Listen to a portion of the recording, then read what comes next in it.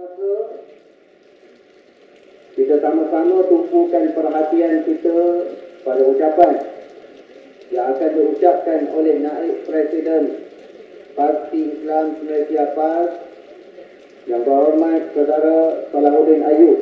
Kita iringi ucapan beliau dengan bertakbir 3 kali. Allahu Akbar. Allahu Akbar. Allahu Akbar. Yang berhormat kita silakan.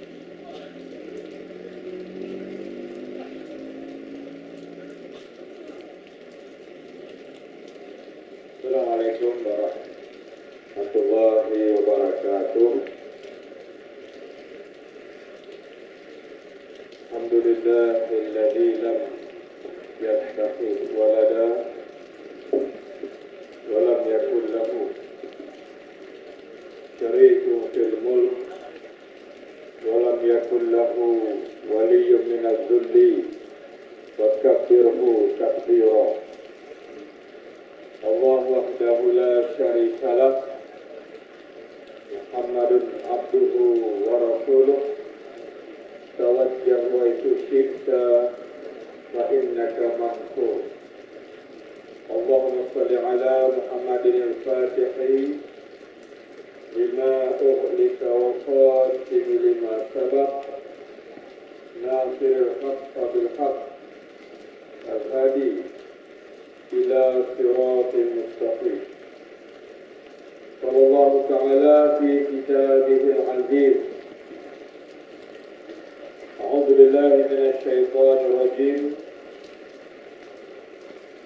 Alladzina in makkannahum fil ardh aqamus shalah wa atawuz zakah wa amaru bil ma'ruf wa nahaw 'anil munkar. Walillahi aqibatul umur. Firman Allah Subhanahu wa ta'ala di dalam Al-Quran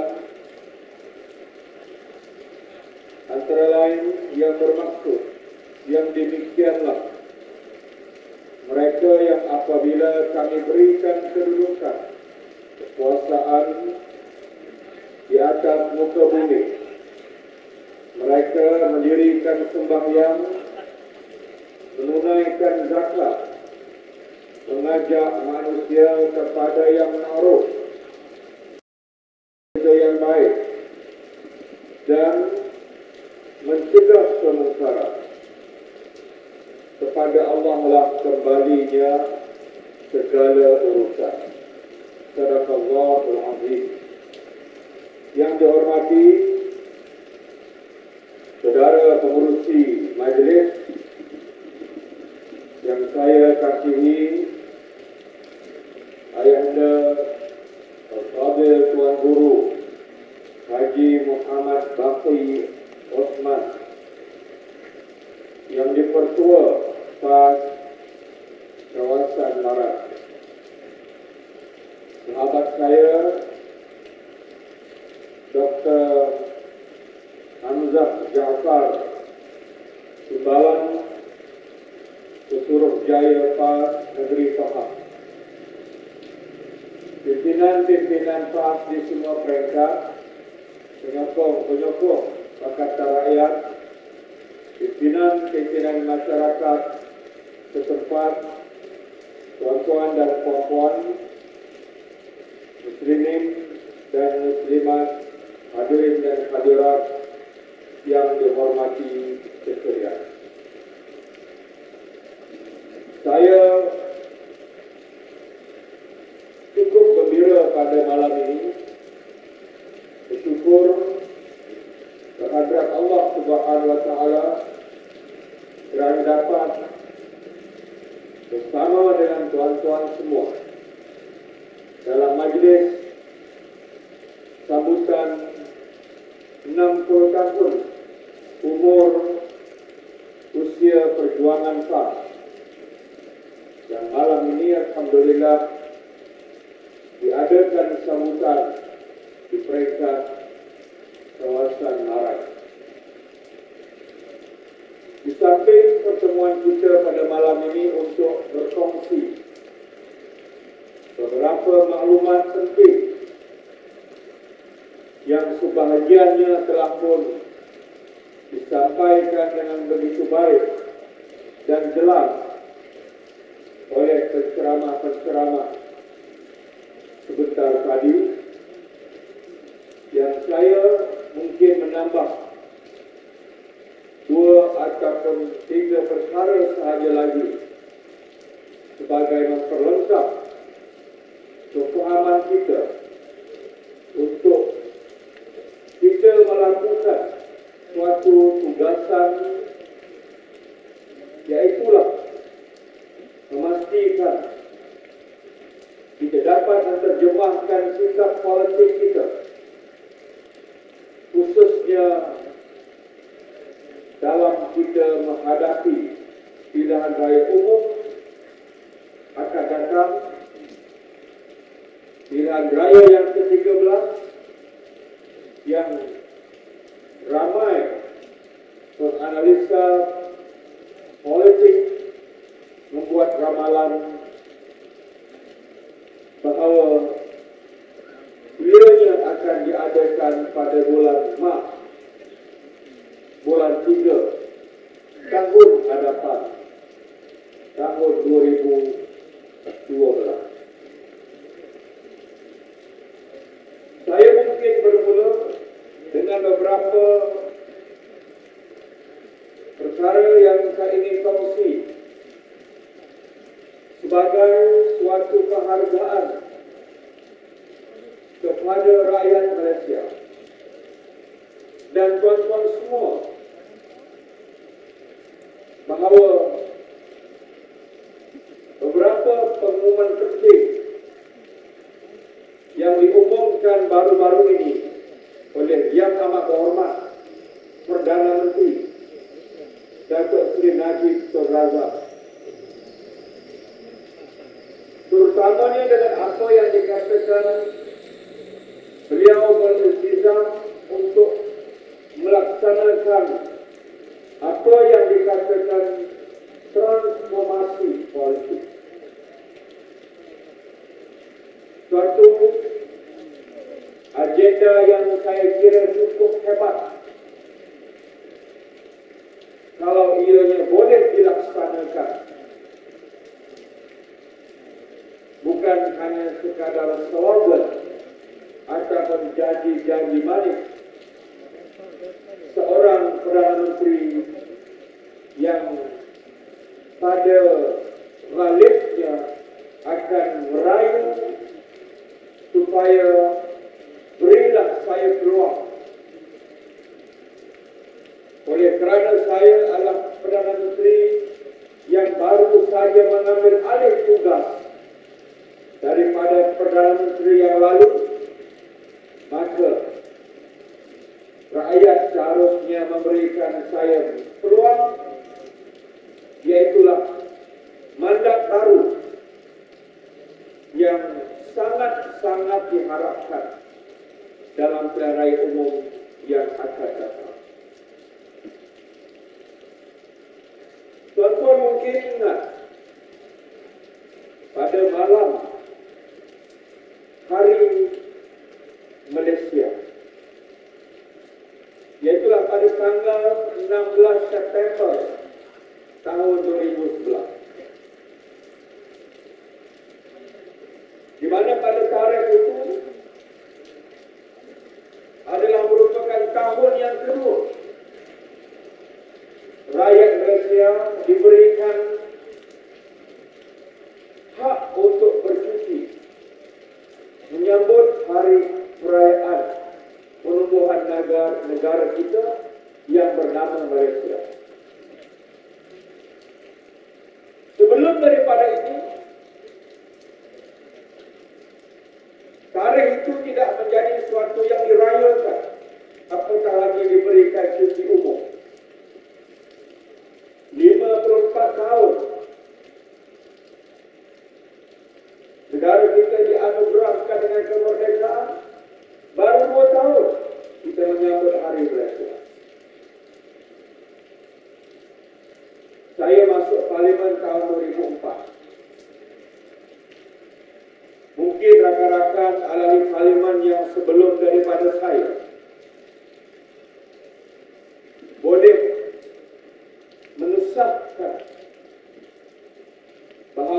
rakan-rakan kita daripada Sabah dan Sarawak telah banyak kali menyuarakan harapan mereka dalam parlimen supaya Kerajaan Malaysia pimpinan UMNO Barisan Nasional menjadikan tarikh 16 September itu sebagai cuti umum. Kenapa? Ada sebab dan asas yang kukuh. Kerana rakan-rakan kita daripada Sabah dan Sarawak menyatakan tanpa penyertaan kami. Saya kena ingat itu. Kita pernah dulu, lepas kita merdeka, dianugerah oleh British, orang putih kepada UMNO untuk Tengku Abdul Rahman mendapatkan mandat mengajak mempelawar Sabah dan Sarawak termasuk Brunei menyertai negara kita, satu Suruhanjaya Kerbau ditubuhkan. Satu referendum diadakan untuk mendapat persetujuan rakyat Sabah Sarawak sama ada mereka mahu menyertai kita atau tidak. Oleh itu, hujah ahli-ahli parlimen daripada Sabah dan Sarawak, mereka sebagai besarnya ahli-ahli parlimen Barisan Nasional. Kalau mereka bangun dalam parlimen untuk menuntut perkara itu, ada asas yang hukum. Bahasa undang-undang dikatakan ada local standard. Tanpa persetujuan mereka, Malaysia tidak akan dapat ditubuhkan. Hari ini, bersama dengan negeri Sabah dan Sarawak, Brunei tolak. Brunei tak mau.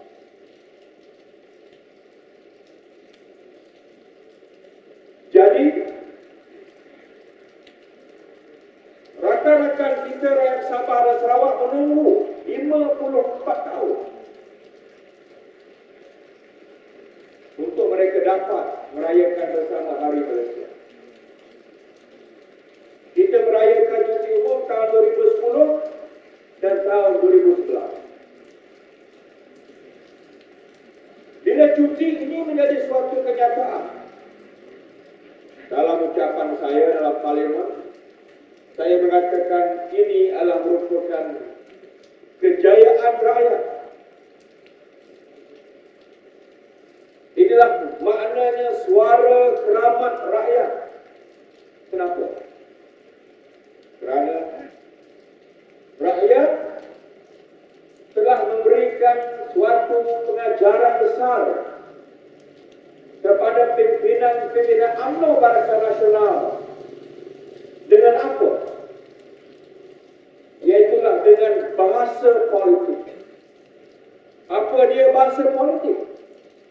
Iaitulah selepas berlangsungnya pilihan raya umum tahun 2008, pertama kali dalam sejarah rakyat Malaysia memberikan suatu isyarat di mana pemimpin Barisan Nasional mengalami suatu nasib malang, iaitulah kehilangan majoriti 2/3 di dalam parlimen. Saya sering kali mengingatkan tuan-tuan semua, rakyat Malaysia dimanapun saya berkesempatan memberikan ucapan, dalam parlimen, di luar parlimen, di bandar-bandar besar, di kampung-kampung pedalaman, saya sering kali mengungkapkan dan saya suka untuk kesekian kali mengulanginya bahawa orang politik ini hanya boleh diajar dengan bahasa politik. Mereka tak pandai belajar akan mendengar bahasa-bahasa yang lain.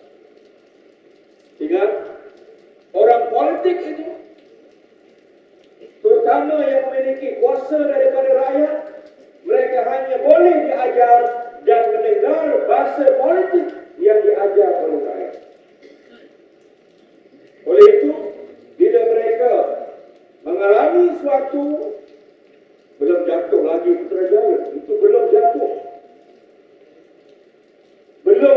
mereka tersungkur.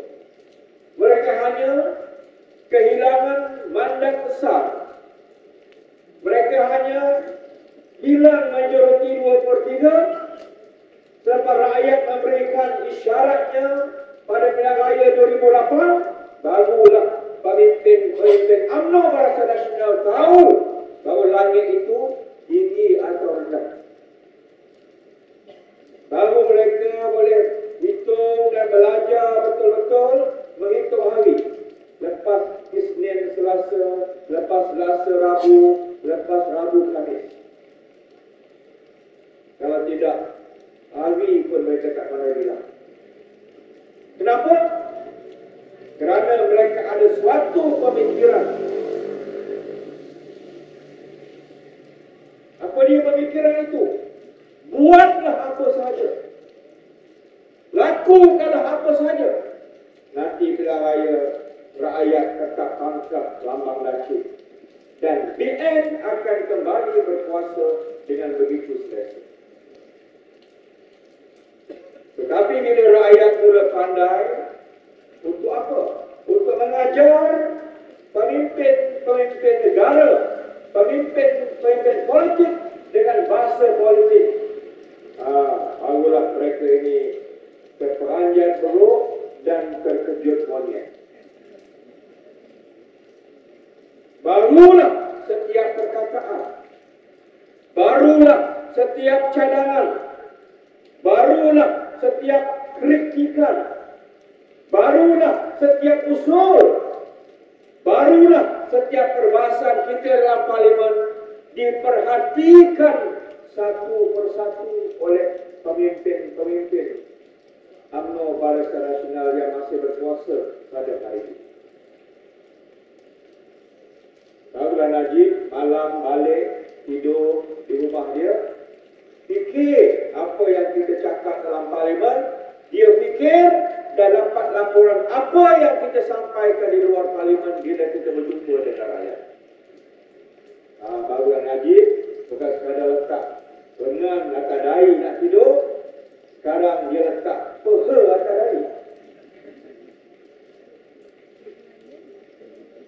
Kenapa? Dia kena fikir setiap apa yang kita cadang, setiap apa yang kita perjuangkan suara rakyat dalam parlimen dan di luar parlimen. Oleh itu, saudara-saudara yang saya hormati sekalian, ingat, tidak pernah rugi. Saya ulang lagi sekali, rakyat tidak pernah rugi bila suara pembangkang menjadi kuat dalam parlimen. Rakyat tak pernah rugi. Kenapa? Kerana setiap isu, setiap skandal, setiap penyelewengan yang kita bawa, kita dedahkan dalam parlimen, apatah lagi di luar parlimen, mereka kena jawab satu persatu. Contohnya baru ini yang terkena kepada Ketua Pergerakan Wanita UMNO Malaysia. Baru insik lengan. Ini belum baju selak kain dia. Sampai tahap itu. Saya harap dia tak selak kain lah. Kalau dia selak kain, lembu pun lari. Ya.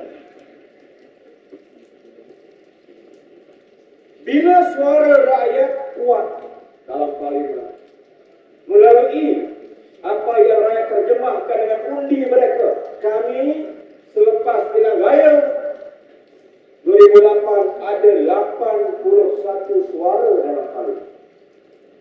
81 kursi pembangkang dalam parlimen. PAS ada 23, DAP ada 28, PKR ada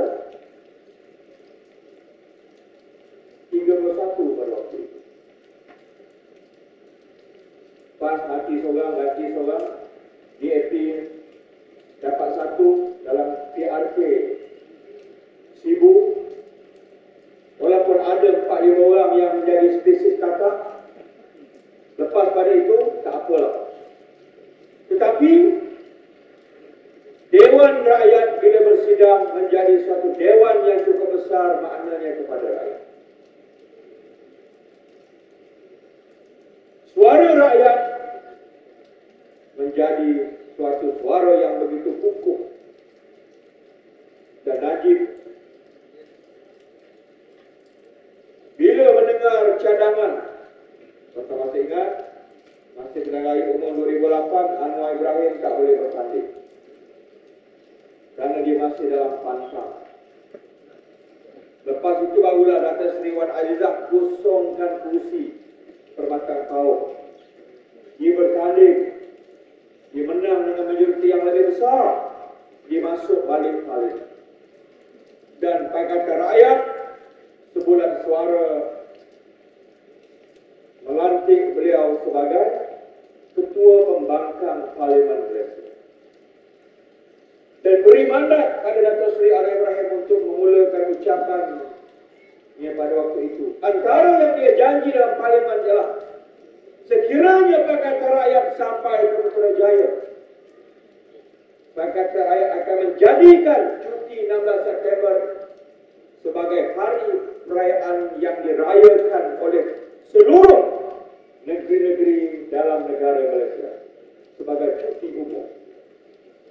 Tak lama lepas itu, tak sampai 2 bulan, Najib umumkan dalam parlimen kerajaan BN amat prihatin. Kita faham kehendak rakan-rakan kita dari Sabah dan Sarawak. Maka kerajaan bersedia untuk menjadikan 16 September sebagai cuti umum negara. Dia dengar. Dia kena dengar. Tak dengar, lebih cepat dia jatuh. Itu contoh bagaimana kalau kuat suara rakyat dalam hal ini. Sebab itu saudara-saudara yang saya hormati sekalian, kemudian Najib umum dalam tahun berikutnya, dia tunggu tarikh itu ke 16 September. Kenapa? Sebulan sebelum daripada itu, mendengar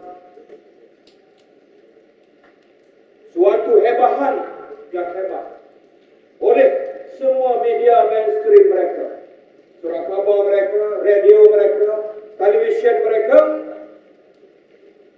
menggamit perhatian rakyat.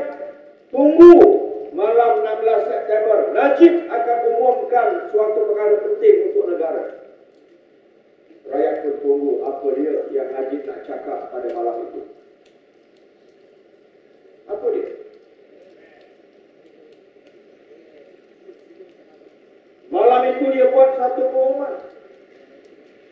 Apa dia? Dia berjanji depan rakyat bersempena dengan perayaan Hari Malaysia. Selepas 54 tahun kita merdeka, dia nak hapuskan ISA. Dia nak tarik balik undang-undang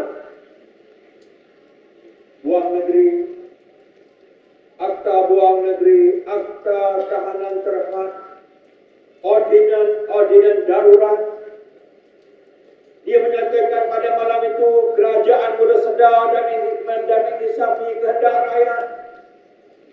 Apa dia? Nak kaji dengan teliti Akta Polis yang selama hari ini menyekat kebebasan bersuara. Saudara sekalian, bila masuk sesi parlimen, sesi belanjawan, minggu awal Najib datang sendiri ke parlimen, bentang rang undang-undang untuk buang Akta Tahanan Terhad, buang Akta Buang Negeri. Kami mengambil bahagian dalam perkara. Sebelum tutup persidangan Dewan Rakyat, minggu terakhir, dia datang lagi ke parlimen, dia tarik balik Ordinan Darurat. Akta baru rang undang-undang perhimpunan aman, yang sebenarnya rang undang-undang perhimpunan haram, bukan aman. Dia sendiri datang ke parlimen. Kenapa? Saya bagi pihak pemimpin Pakatan Rakyat ingin menyatakan pada malam ini, sekali lagi, inilah dia kejayaan rakyat Malaysia. Kejayaan tuan-tuan semua rakyat Malaysia. Kenapa? Kerana mengizinkan dan memberikan mandat besar kepada kami pembangkang dalam parlimen selepas Pilihan Raya 2008. Kalau tidak, kemudian kita tak hirau suara kita. Menjeritkan. Bawa lah usul apa pun.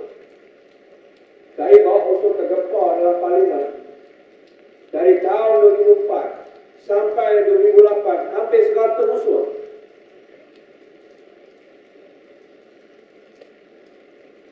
Ada yang terima lah. Yang kes pembunuhan umat Islam dekat Thailand, dia terima bahas. Usul Kota London dulu kena bom, dia bagi duduk bahas. Kerana itu pun tak ada kena dengan BN. Yang lain semua tolak. Apa sebab? Tak perlu disegerakan. Kenapa? Tuan-tuan, beza kalah. Bila rakyat beri kata rakyat, beri pembangkang kursi yang banyak dalam parlimen, dalam Pilihan Raya 2008, dengan tuan-tuan buat perbezaan, tahun 2004, bila ada ke Pilihan Raya, waktu itu Pak Lah mula-mula dapat kuasa, mula-mula dilantik sebagai PM. Dr. Mahathir mundur. Pada waktu itu, rakyat Malaysia beri peluang kepada Pak Lah. Inilah dia Perdana Menteri yang kita tunggu-tunggu. Orang baik, anak ulama, seolah-olahnya makhluk yang turun dari langit suci daripada hada besar dan kecil. Apa terjadi dalam Pilihan 2004? BN dapat mandat, bukan orang Melayu beri, Cina bagi, India bagi, Kadazan, Dusun, Sabah, Sarawak, Senoi, Sakai bagi pada Pak Lah. Bukan sekadar dia dapat majoriti 2/3, tapi dia dapat majoriti 9/10 dalam parlimen. Punya hebatnya Pak Lah pada waktu itu. Orang baru, orang nampak dia bersih. Oh, dia orang baik. Rakyat Malaysia beri pada Barisan Nasional suatu majoriti yang tidak pernah berlaku dalam sejarah sejak merdeka. Daripada 222 kursi, pembangkang dapat 20 saja. Kita bayangkan dalam parlimen itu, dia 200. Dia 200, kami 20. Kita bayar. Apa jadi lepas pada itu? Apa jadi lepas pada itu? Berlakulah isu budak tingkat 4. Isu menantu dia Khairi Jamaluddin. Isu dia tidur dalam pejabat. Apa isu rakyat dia tak dengar? Isu skandal PKMZ 13 bilion. Port Kelang Free Zone. Kita bawa waktu itu, dia tak layak. Emas rugi 8 bilion, dia tak layak. Kenapa? Kerana tuan-tuan semua beri dia mandat yang begitu besar. Tapi bila rakyat tunjukkan sikap 2008, terutama orang-orang bukan Melayu, ajar dia betul-betul, apa jadi? Baru dia tahu bahasa politik UMNO hanya tinggal 78 kursi dalam parlimen. Ingat, katakan UMNO sekarang hanya tinggal 78 kursi sahaja dalam parlimen. Barulah dia sedar nak tarik balik ASA, nak buat reformasi,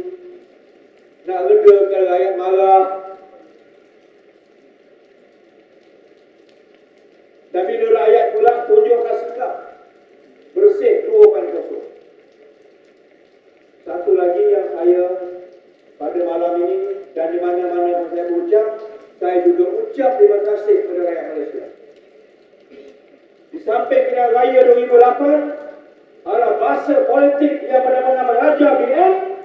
Bersih 2.0 juga merupakan bahasa politik rakyat yang benar-benar mengajar bangsa nasional. Kenapa? Kenapa saya berani mengatakan hal yang demikian? Tuan-tuan yang datang waktu bersih pun boleh faham, boleh kongsi pemikiran saya pada malam ini. Pada malam besoknya kita nak mengadakan bersih itu, seluruh lorong-lorong masuk Kuala Lumpur, bukan jalan. Bukan sekadar jalan daripada Tulkara yang mewakili rakyat daripada Pantai Timur yang akan masuk, tol Jalan Dutra yang mewakili, yang menggambarkan rakyat daripada utara, tol Sungai Besi yang menggambarkan rakyat daripada selatan, lorong-lorong kecil, lorong-lorong tikus. Pasukan polis Diraja Malaysia dalam sejarah negara kita menggunakan seluruh kekuatan. Tak ada lagi dah kekuatan yang mereka boleh bina. Mana bayangkan. Cuma hari itu tak guna tentera saja. Tak ada kereta kebal di atas jalan raya. Itu saja yang tak ada. Ingat, bersih. 2.0 ingat. Polis menggunakan seluruh kekuatan maksimum. Untuk apa? Untuk menyekat orang masuk. Pada malam itu dan 2 minggu sebelum itu kita berfaham. Televisyen, radio, surat khabar, apa saja, internet, SMS, ukur rakyat, jangan pergi. Sampailah menggunakan urutan ISA. ISA saya tak balik lagi. Gunakan sebut balik ordinan darurat. Yang polis pun lupa ordinan apa datang ordinan itu. Lama tak guna dah. Guna juga. Perang psikologi dilancarkan seluruh negara menakutkan jangan pergi. Tapi pada hari bersih 2.0 itu, jam 4 petang, stesen televisyen Al Jazeera,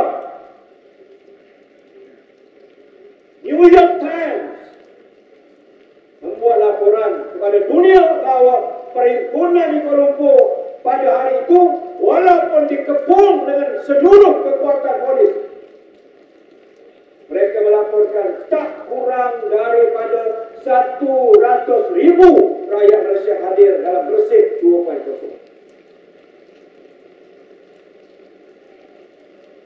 Apa maknanya? Lepas pada itu, Najib pun fikir banyak kali. Harus ini kalau dia bendung tembok Barisan Nasional akan pecah bersepai. Sebab itu tuan-tuan sekalian, saya juga dapat peluang berucap dalam parlimen bila bahas rang undang-undang ini dibentangkan, rang undang-undang tak nak tarik balik tahanan terhad, rang undang-undang yang nak tarik balik buang negeri, rang undang-undang untuk hapuskan ordinan darurat ini. Bila saya dapat kesempatan berucap membahaskannya, saya tetap katakan terima kasih kepada rakyat Malaysia. Kerana apa? Inilah hasil perjuangan kita. Saya kata dalam parlimen, tak kira Najib tiba-tiba malam tadi mimpi tidur dengan Rahmat, bangun pagi pakai baju di parlimen, katakan saya nak tarik balik ISA. Betul macam tu. Kalau tidak berada-ada masa akan tempur bersara-sara. Tak sungguh, tak melaka. Tak sungguh, orang tak kata. Di sini ada sebab bersabab. Ada the law of cause and effect. Di sini ada latar belakangnya. Kenapa Najib nak buat transformasi politik? Kenapa dengan tiba-tiba dia nak hapuskan ISA?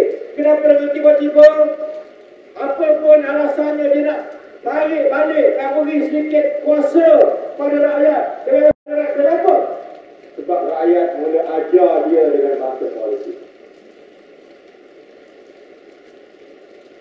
Itu saya ulangi tuan-tuan sekalian, tidak pernah akan rugi bila suara kita kuat dalam parlimen. Tapi bila suara kita kecil, kita sipil, dia berlayan dengan rakyat. Buat apa? Bila suara kita kuat dalam parlimen, akhirnya terbongkar skandal PKMZ, skandal penyelewengan rasuah salah guna kuasa yang paling besar dalam sejarah negara kita sejak kemerdekaan. Barulah bila suara kita kuat dalam parlimen, kita menyaksikan bahawa siapa penjenayah sebenarnya, penjahat sebenarnya yang menyebabkan PKMZ ini rugi, hilang duit 13 bilion. Siapa dia? Orang yang bergelar Tun Lim Leong Si. Bukan yang rompak duit ni. Negara kita ni yang besar-besar ni bukan yang penyangak-penyangak tepi jalan. Bukan Mamat Dian tepi jalan. Bukan Mamat Rempit tepi jalan. Yang bergelar Tun. Yang dalam affidavitnya, dalam makalah mengatakan bahawa saya dah rentang semuanya itu dalam kabinet. Maknanya tuan-tuan, satu kabinet kena tipu waktu itu. Bayangkan, 13 bilion duit rakyat hilang daripada tabung negara. Leong Si kata, saya dah rentang dalam kabinet, kabinet setuju. Menteri yang ganti dia sebelum itu katakan, Leong Si ini bohong dalam mesyuarat kabinet. Maknanya tuan-tuan, satu menteri boleh tipu anggota kabinet. Dengan PIBM kena tipu. Dengan Mahathir ni kena tipu waktu itu. Tuan-tuan, ini duit rakyat 13 bilion. Yang kita sangka, kita anggap tak ada apa-apa. Orang UMNO kata, jangan salah ada orang UMNO pada malam ini. Orang tak ada hati lah, saya dengar suara saya pada malam ini. Dia benci dengan pakatan, tak apa, benci tak apa. Tak suka tak apa. Tapi jangan marah-marah. Jangan marah-marah pula kalau anak kita cerdik. Anak kita pandai. Kita ni berolah keadaan, kita orang kampung. Kais pagi makan pagi, kais petang makan petang. Bila anak kita cerdik, anak kita dapat SPM 10A, 9A, anak kita cerdik, tak dapat belajar dalam universiti yang paling baik di dunia. Kenapa? Kerajaan kata tak cukup, peruntukan tak cukup. Apa alasannya? Cukuplah belajar dalam negeri ini saja, pandai juga.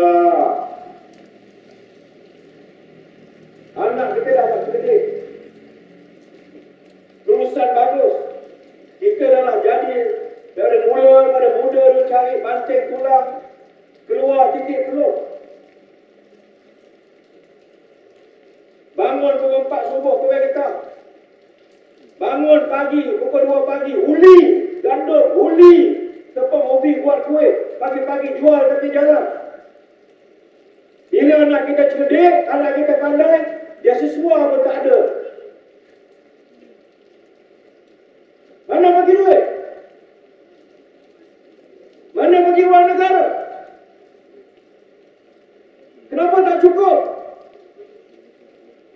Padahal dalam perkara 153 Perlembagaan Negara jelas termaktub hak orang-orang Melayu ini dilindungi oleh Sri Paduka Baginda Yang Bertuan Agong. Apa hak kita?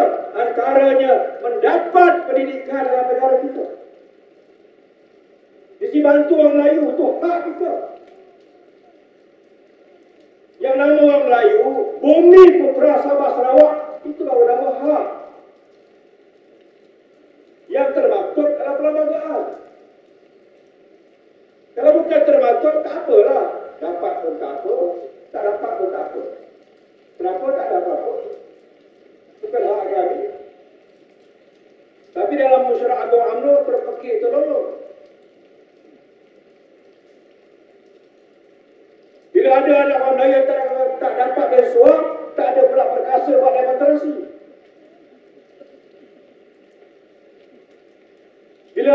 orang Melayu yang cerdik, yang dapat 10A, yang marah pun tak boleh bagi beasiswa, tak juga peruntukan, tak ada pula puak-puak perkasa buat unjuk perasaan.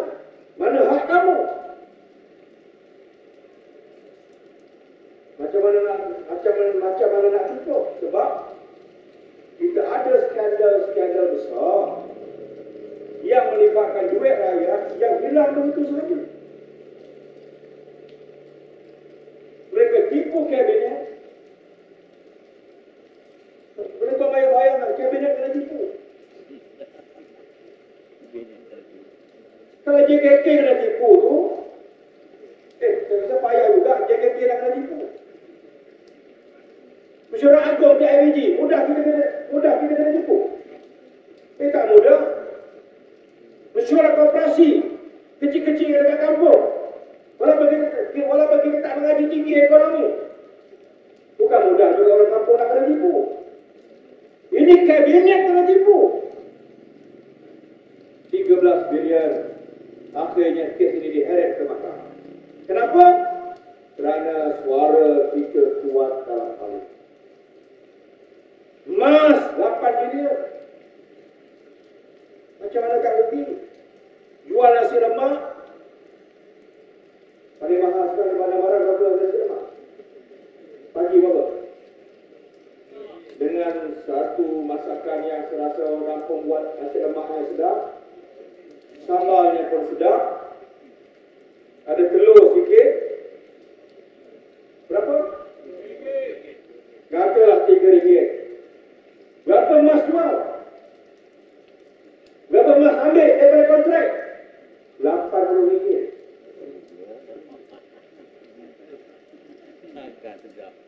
Macam mana tak bungkus? Macam mana emas tak bankrupt? Kita tak fikir. Dia tipu orang macam itu saja. Cara mereka ambil duit rakyat macam itu, mereka kongsi, mereka makan ramai-ramai. Tuan-tuan, apa yang kita cerita dalam parlimen bukan kita tadi berhenti di tepi jalan, dengar orang cerita Syahrizat ini berlembu, dia dapat pinjaman 200 juta. Dengan dengar itu, kita masuk parlimen berasa dia. Maka bagi saya, singgah ke mana-mana dengar orang cerita, PKMZ ni dia rugi 13 bilion. Saya pun besok masuk parlimen, saya pun tak cakap dalam parlimen. Bukan standard kita macam itu. Kami berdiri dalam parlimen bercakap atas fakta. Bukan fitnah. Apa asas kami? Laporan audit negara. Apa lagi laporan yang paling berautoriti? Apa lagi? Apa lagi? Kalau tuduhan itu datang kepada Presiden Ibrahim, okeylah. Saya boleh ada suatu pertimbangan, mungkin betul, mungkin tak betul. Kalau dia datang pada kes siang, mungkin ada sikit lebih. Kalau Tok Buah jadi bawa, mungkin betul, ada mungkin tak betul. Sebab boleh manipulate. Kamu kau bangka, tak ada kerja lain bawa cari salah orang. Tapi bila itu dilaporkan oleh audit negara, jadi macam mana? Kita bahas akan laporan audit. Mana pergi duit ini? Emas sampai 8 bilion di short ni bagaimana? Saya pun nak kerja bank dulu. Buat balancing bulanan. Short satu sen. Tak boleh balik. Cari mana itu satu sen. Siapa yang pernah kerja bank mana boleh kongsi dengan saya? Mana pergi ni? Tak boleh balance ni. Macam mana? Mana pergi satu sen? Cari. Sampai subuh cari. Besok nak mentang. Depan-depan manager. 8 bilion hilang. Macam itu saja. 13 bilion hilang macam itu saja. Macam National Field Lot ni tadi. Lembut, kes lembut. Dalam bajet, peruntukan 250 juta. Apa tujuannya? Beli lembu. Untuk apa tak cukup lembu negara kita ni? Belilah lembu. Okey, tak apalah, dapat. Dapat pada suami Syahrizal. Suami dia. Bila adik buat report, mana pergi duit ini? Cari. Lembu yang kita jumpa tak sampai. Tanahnya 5,000 hektar. Allah. Lembu satu orang jadi kat situ. Lembu ada satu orang je. Kat situ. Sunyi lembu tu. Kawasan 5,000 hektar. Tak fikir. Tanah lagi, balak saja lagi. Macam mana? Mana-mana pergi duit. Cari. Audit kata, jumpa beli kondominium.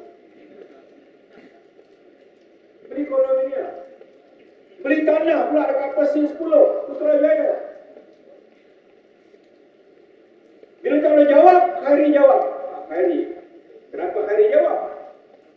Betul muda jawab. Jawab pula, ya Allah, ya Tuhan. Dalam parlimen, jawab. Ini yang menandakan kebijaksanaan dalam pelaburan. Kita taklah mengaji tinggi, kita sekolah atas saja. Dia lain lagi budak Oxford. Dia budak Cambridge. Gede. Tapi dalam parlimen, kalau bajet untuk lembu lah. Kalau bajet untuk pelajaran. Kalau bajet untuk beli komputer. Kalau bajet untuk beli senjata. Adakah boleh dapat duit itu? Beli lembu, kita beli kondom.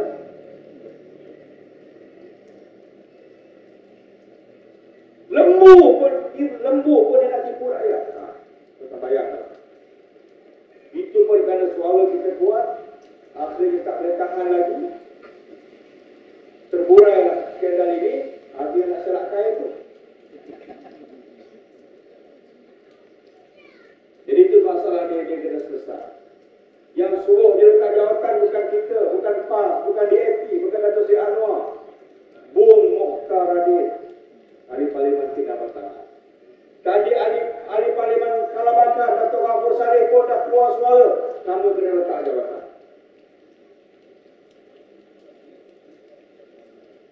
Jadi tuan-tuan dan puan-puan muslimin dan muslimat yang dihormati sekalian. Kita bukan nak apa. Saya datang pada malam ini cuma nak rayu tuan-tuan. Duit kita banyak habis. Habis begitu saja. 13 bilion PKM, 8 bilion emas, 2 bilion sandali. Tak masuk yang kecil-kecil lagi. Ini yang saya bawa dalam parlimen dahulu itu kan. Macam mana dikongsi?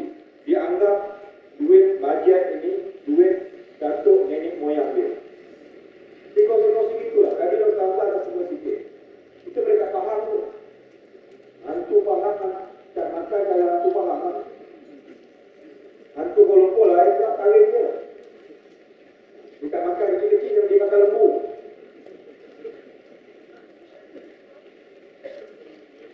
Baik, contohnya. Kita rugi 6 bilion. Apa dia? Kementerian Pertahanan bayar 7.6 bilion untuk kereta kebal yang dibeli melalui DRB High Court. Harga pasaran kata audit negara cuma 1.7 bilion. Audit negara kata kalau kita beli betul-betul kereta kebal itu cuma 1.7 bilion. Mana ada negara lain yang beli, kita dapat beli satu kereta kebal oleh Kementerian Pertahanan dengan harga hanya 1.7. Mereka beli 7.6 bilion. Inilah cara mereka selewengkan duit rakyat. Yang kena siapa? Yang kena pegawai. Yang kena pegawai. Ada kes Altan Toya yang kena siapa? UTK yang kena. Dia lain tak kena. Dalam kes mana-mana yang kena, pegawai yang kena. Kes hilang jet, hilang enjin. Ingat? Kapal terbang enjin tak ada, hilang.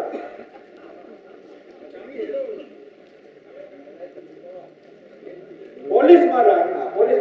Kalau tuan-tuan report, kita kata motosikal kita ni hilang enjin. Hilang enjin ya. Tak ada masalah, saya rasa boleh dapat nak cari balik. Boleh cari lah. Ini kapal terbang macam besar tak ada enjin. Hilang enjin. Jumpa-jumpa dekat mana? Uruguay. Yang kata at the other side of the world. Di sebelah dunia belah sana. Nak pergi Uruguay tu kata saya. Ambil lah penerbangan dari KL pergi Dubai dah 8 jam. Tak ada straight flight. Penerbangan terus tak ada, nak pergi Uruguay ni tak ada. Contoh yang boleh pergi, kita pergi Dubai dulu. Terbang 8 jam. Dubai, pergi ke Mexico dulu, 10 jam. Mexico pergi. Uruguay itu 6 jam lagi. At the other side of the world. Macam mana boleh lepas, jaga tentera lepas, immigration lepas, airport lepas. Bukan benda kecil.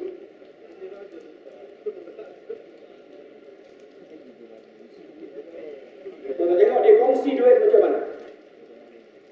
Cara mereka menghabiskan bajet negara. Anak kita mengintiplah, panjatlah tangga marah. Mak bapak tulislah surat. Kliklah internet. Mohon dengan pihak negara, mohon dengan Petronas, dapat atau tak dapat, tapi tak semua dapat. Kalau bajet-bajet macam ini kita cermat, tak tiris, berapa ramai lagi anak-anak Melayu yang dapat kita bantu? Kita tengok, ni marah apa? Giat marah. Dia beli ketuha ni apa? Oven. Ini dibeli banyak, tak beli sikit. Satu get marah, satu negara ni. Bukan beli satu. Tengok macam ada bapak ada kursi tengok. Satu tu dia beli 1,200. Audit kata boleh beli kedai 419 ringgit. Berapa beza? Kaca lipat. Dia beli dalam invoice 500 satu kaca. Audit kata kaca jenis ni RM1 saja. 400 beza. Dapur gas tulis 200. Audit kata gas dapur gas jenis ni dapat yang tumpu tu je, bukan yang tadi yang panjang yang tumpu. RM59, 200 sen. Mesin gunting rambut RM250 satu. Harga RM79 je. Itu contoh. Ya. Komputer riba. Anak kita masuk universiti, minta ayah tolong online duit atau untuk cari duit dapat beli komputer satu. Kita pergilah lawyer Kuala Lumpur yang paling murah. Mana-mana pun. Tak payah yang branded sangat. Bukan nak pakai Apple yang original tu. Ya. Yang boleh pakai lah. Buat assignment. RM2,000 dapat lah. Betul tak? Yang baik itu. Yang ini dia beli RM11,000 satu.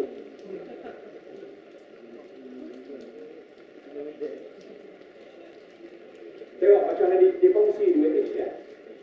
Teropong. Ini teropong. Teropong dia beli. Harga RM56,000, RM350. Mungkin teropong apa tak tahu saya. Kata audit, jenis teropong ini kalau dibeli yang canggih pun paling tinggi harganya RM2,827. Dia tulis dalam invoice RM56,000. Teropong ni kalau nanti saya insya-Allah kalau saya panjang umur, saya boleh belanja tuan-tuan datang ke Kuala Lumpur, tengok teropong. nampak syurga neraka. Nampak Sidratul Muntaha pesan Nabi Mi'raj dulu. Nampak tujuh perkara langit, tujuh perkara bumi. Kalau harga dia 56,000. Ini semua cukup. Jadi kalau semua ini cara mereka kongsi. Dan bila saya bentang, saya bahas di mereka yang kuasa tentang isu ini. Sebelum menteri jawab, datang satu hal depan saya. Maknanya, saya jawab, saya bahas itu mungkin semalam. Menteri jawab esok, ya. Ini parlimen, insyaAllah. Tak sempat jawab dia. Petang ini besok menteri jawab. Sebelum menteri pulang, saya dapat satu file. Dibekal daripada pegawai kepada saya. Nak jawab setiap apa yang saya bahaskan petang semalam. Tentang isu inilah. Jadi pegawai itu sediakan jawapan kepada saya. Dia kata, Mara telah pun tindakan yang akan diambil telah menghantar surat kepada pembekal yang membekalkan barang-barang yang hormat tersebut itu untuk apa? Untuk pembekal itu pulangkan balik kepada Mara. Jadi dia nak tunjuklah, dia mungkin dia prihatin dengan ucapan saya ataupun dia nak tolong menteri, pegawai itu berilah saya untuk file. Saya pun tengok, saya belik, apa mungkin jawapan yang mungkin saya salah dan mungkin dia akan serang saya balik. Saya baca. Yang saya baca, tindakan yang telah diambil oleh barang ialah hantar surat kedua warning kepada pembekal itu untuk apa? Pulangkan balik duit. Cara baca ini, tuan-tuan. Cara baca ini takkan dapat balik duit sampailah dunia ini kiamat.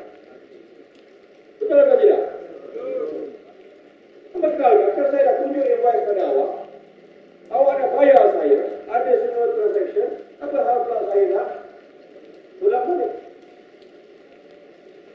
Kalau pergi mahkamah, tu nakirkannya dia boleh jawab.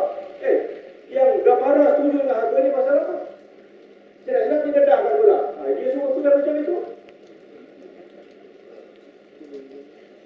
Saudara sekalian, kita pun ada pengalaman jadi pegawai. Tuan-tuan depan saya ni mungkin ada ramai pegawai kerajaan yang pernah ada pengalaman macam mana kita didik amanah untuk beli barang untuk pejabat. Paling tidak pun saudara sekalian, kita akan bagi option. Betul atau tidak? Apa nama itu? Kita nak beri, minta apa? Quotation. Apa nak? Minta quotation. Paling tidak, at least 3 company atau 3 kedai. Berilah kita satu quotation. Pegawai yang bijak, dia akan nasihatkan bos dia, belilah berdasarkan pada quotation yang paling munasabah. Saya pun tak setuju guna pada gedang. Kalau barang cak air buat apa? Barang tak quality buat apa? Kita belilah, terima quotation yang paling munasabah. Maknanya brand dia munasabah, harga masalah dia munasabah. Itu cara pegawai nasihat bos dia. Betul atau tidak? Semua itu tak ada dalam laporan file tak ada. Yang pegawai bagi saya file itu tak ada satu pun cara macam itu. Takkanlah pegawai tak boleh cara macam itu.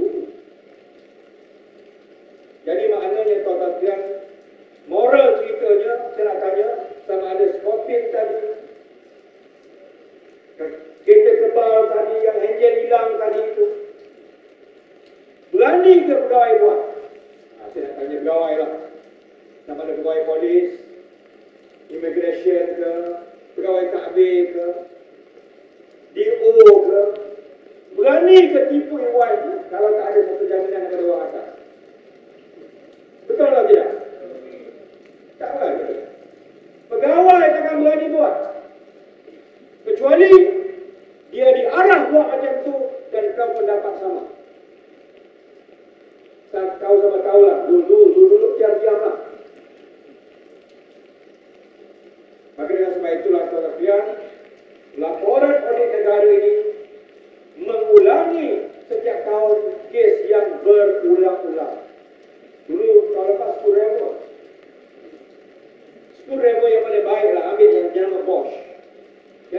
paling baik lah.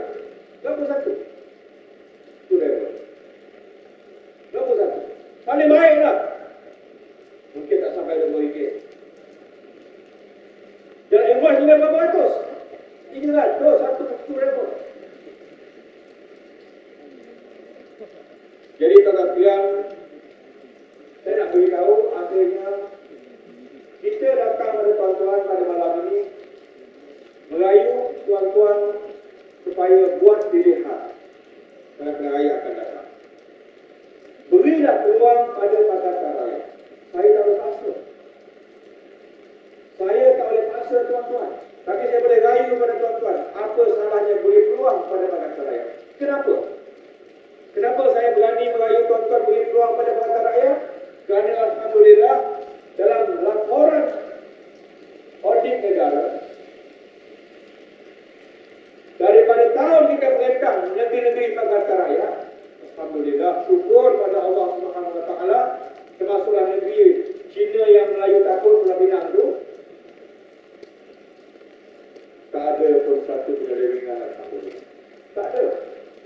Kalau ada lah tuan-tuan, kalau ada lah penyelewengan, kalau ada lah salah kuasa macam yang kita syarahkan ini, yang dilakukan oleh negeri Pakatan Rakyat, saya rasa Ketua Audit Negara akan buat report sebelum azan subuh. Tapi alhamdulillah syukur pada Allah tak ada. Kelantan dah masuk 22 tahun kita kereta, tak ada alhamdulillah. Jadi kita boleh rayu dengan rakyat, apa salahnya beri peluang pada kami ambil alih Putrajaya. Apa salahnya? Cuba kali ini tuan-tuan beri pada kami. InsyaAllah duit kerajaan, duit rakyat akan kita belanjakan dengan berhemat. Itu saja janjikan. Dan saya pun faham. Saya sendiri pemimpin PAS, DAP, keadilan, kami bukan malaikat. We are human beings. Kita manusia. Kita tak boleh buat silap. Itu bukan malaikat. Saya bukan menjanjikan yang paling sempurna untuk tuan-tuan, tidak. Bukan saya datang pada malam ini, saya boleh katakan tidak akan berlaku penyelewengan kalau perkataan ambil Malaysia. Saya tak boleh kata begitu. Tapi saya boleh katakan setakat hari ini. Bila kita diberikan kuasa, alhamdulillah kita tak buat macam mana UMNO buat. Itu saja. Tuan-tuan nak minta satu saja. Amanah. Pemimpin kita takut pada Allah Subhanahu Wa Taala. Itulah konsep negara berkebajikan yang kita lancar pada petang tadi. Kenapa? Orang tanya mana negara Islam? Tak ada. Cuma kita tak sebut negara Islam, kita sebut negara berkebajikan. Kenapa? Negara kebajikan itu terdiri di atas ubudiyah kita kepada Allah Subhanahu Wa Taala. Tak Islam betul. Itu saja tuan-tuan. Pandai sama-sama pandai. Kalau UMNO mendakwa mereka ada ramai PhD, doktor, kita beramai. Betul tak? Kalau UMNO mendakwa kami ramai graduan luar negara, Oxford, Cambridge, Lincoln, kita beramai.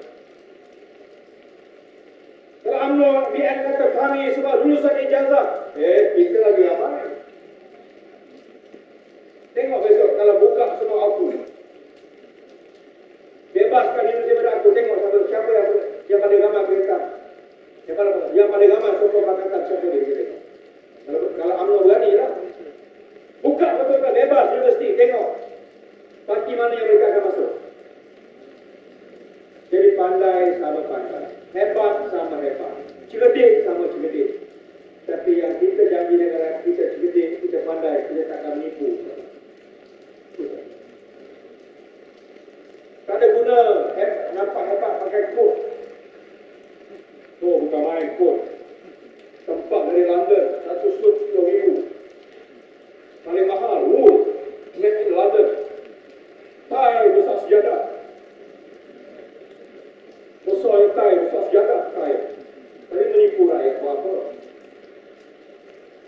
Jadi kata sekalian, kita berjanji, insya Allah, beri kita ambil alih Putrajaya, wang negara kita urus secepat mungkin, kita kembalikan kepada rakyat, insyaAllah. Boleh? Kita kena berani buat perubahan. Kita kena berani buat perubahan untuk ajar mereka dengan bahasa politik. Kalau tidak, mereka akan buat lagi dan buat lagi kesilapan yang macam. Jadi setelah itulah yang dapat disampaikan pada malam ini berkongsi dengan maklumat. Mudah-mudahan sambutan akhir tahun Pas Maran mendapat banyak keberkatan daripada Allah Subhanahu wa Ta'ala, dan kita nak menang Parlimen Maran, insyaAllah. Tuan-tuan kena kerja kuat nak sampai berjaya. Salah satunya kena menang Parlimen Maran. Kena juga menang Parlimen Maran menyumbang satu langkah ke Putrajaya. Paling kerja kuat, dekatkan diri kita dengan Allah Subhanahu wa Ta'ala, dengan tahajud kita, dengan munajat kita, dengan doa kita. Mudah-mudahan Allah berkati perjuangan kita. Wabillahi taufiq wal hidayah. Assalamualaikum warahmatullahi wabarakatuh. Waalaikumsalam warahmatullahi wabarakatuh. Dengan berakhirnya ucapan yang berhormat tadi, berarti berakhirnya majlis kita pada malam ini. Jadi sebelum saya tutup majlis, ada beberapa pengumuman. Yang pertama sekali, ceramah seterusnya akan diadakan di Selja Kampung Awak pada hari Ahad depan, 18 hari bulan 12. Penceramahnya Datuk Tuan Ibrahim Tuan Mas bersama Haji Anwar Hashim. Haji Anwar Hashim ni dia bahagian penerangan di Pejabat Menteri Besar Pulau Pinang. Kemudian yang seterusnya pada himpunan warga Selja dan serahan Nemo sokongan kepada pengarah Selja Datuk Zul yang diarah bercuti ataupun dilarang menjalankan tugasnya berkumpul di Pejabat Selja di Kuala Lumpur 2.30 petang hari Selasa. Ataupun yang ada kesempatan boleh ke sana.